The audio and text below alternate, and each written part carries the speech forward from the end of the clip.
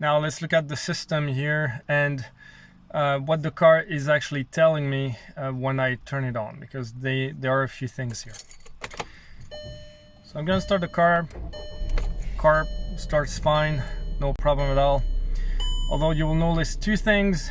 Airbag fault is number one, which could be problematic, obviously, and the check engine light is also on. So these are, I didn't have the scanner actually that was really silly of me actually, but I do have a scanner here. We'll plug it in, we'll see what gives. But at the time I went to see the vehicle, I actually did not have the scanner, so I couldn't scan the codes. The previous owner told me that there were issues with the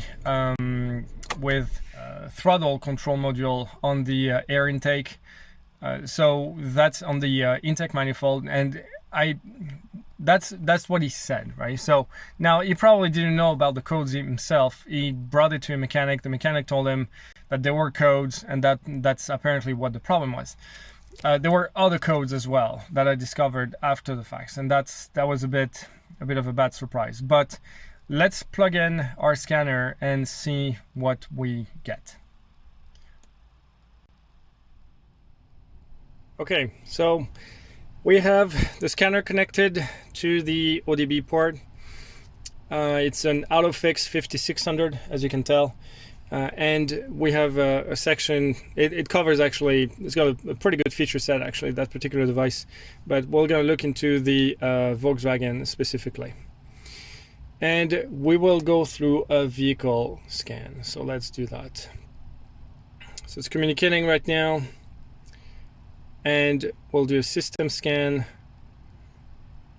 And it's going to scan everything. So let's take a look at this. You have to have the ignition on, but you don't need to start the car in order for this to work. 4%, 9%. Here we go.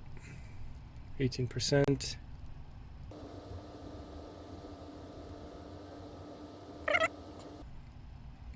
Central electrics, we got 2 faults. Airbag, we got 8. So certainly, obviously some issues here. Door electronics, passenger, radio, 2 codes, door electronics again. So there's a whole bunch of things here that came up, right?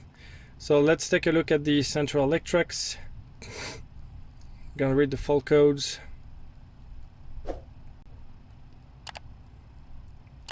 Not found in the database, so that's going to be an interesting one to troubleshoot, obviously. Second one, and not found either. So I might need to update the database actually on that one. Then airbag, that one was the biggest one. That's what I used as the main reason why I didn't want to buy the car for the price that he wanted. Actually, didn't want to buy the car at all because of the airbag. But we're going to look at the fault codes.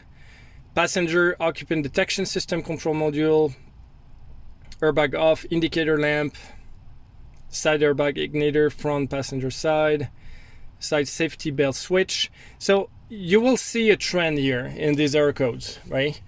And the trend is that it's all around the passenger seat at the end, right? And whatever happens at the passenger seat level, when you have a passenger, there's a sensor in the seat that actually triggers the passenger airbag. There was a trend here, and actually, as you can see, function restriction of seat occupied recognition. These are all related to the passenger seat. Under the passenger seat, there's actually a module that controls actually most of these functions, which really led me to believe that the problem was in fact related to that module. So it could be a simple fix. There's also a connector that's right in front of the seat in the floor that could have gone bad or could be corroded. We will look into this again. That's one of the things that I need to look into. Steering column electric. So let's take a look at that one. Terminal 15, whatever that is. Ignition starter switch. Yeah, we have a bunch of things here regarding the ignition and starter switch. Okay, so we'll keep that aside. Dashboard, function limitation due to insufficient voltage, so we're having voltage problems. That could have been related to a previous problem where the battery got completely drained, and I wasn't able to start the vehicle, and you get all the dash lights flashing and everything, so it could be a previous fault. Getaway, data bus infotainment, okay, so that's to do with the multimedia system. Door electronics on the driver side. Supply voltage for door control module, driver side. Again, it has to do with the voltage. Steering assistance, terminal 30 steering assistance, not too sure what this is. Central module comfort, comfort, I guess.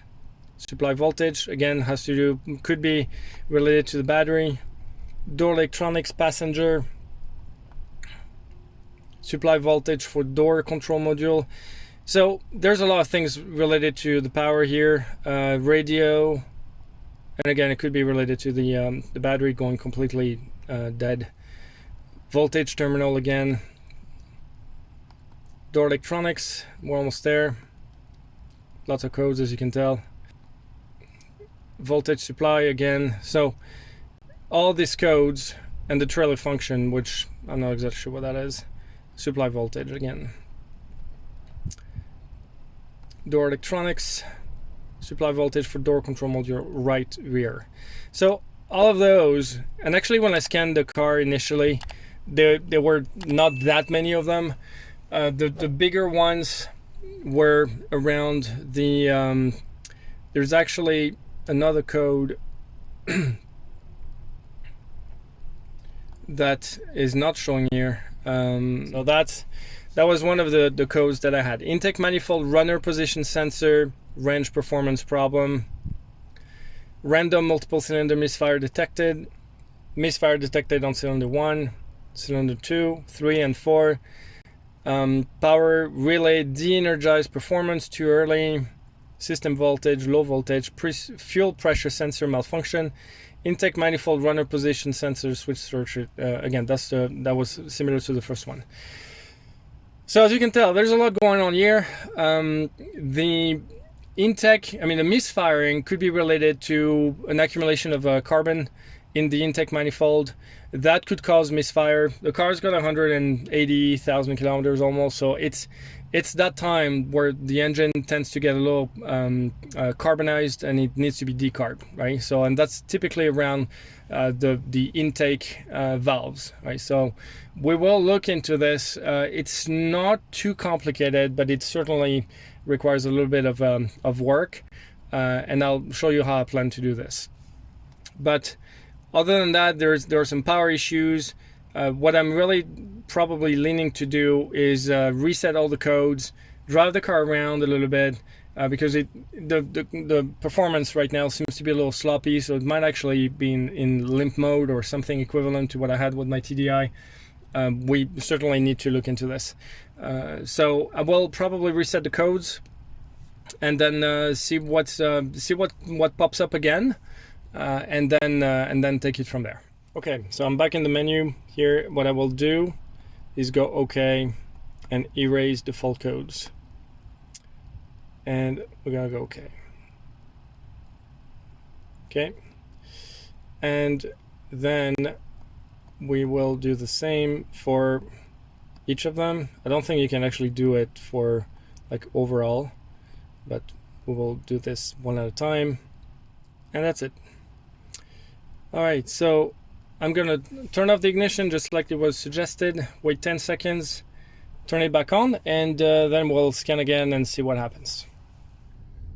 So I did reset the codes. As you can imagine, not a lot changed, simply because fundamentally we didn't make any changes to the vehicle. So no repairs, no parts changed, nothing, right? So the check engine light is still on, along with the airbag light, which is still needs to be looked into. So at this point, it's just we're gonna have to dig into the different individual codes that were reported by my scanner device, And that's gonna be the whole project. So stay tuned for more videos, and we're gonna get started. Wish me good luck.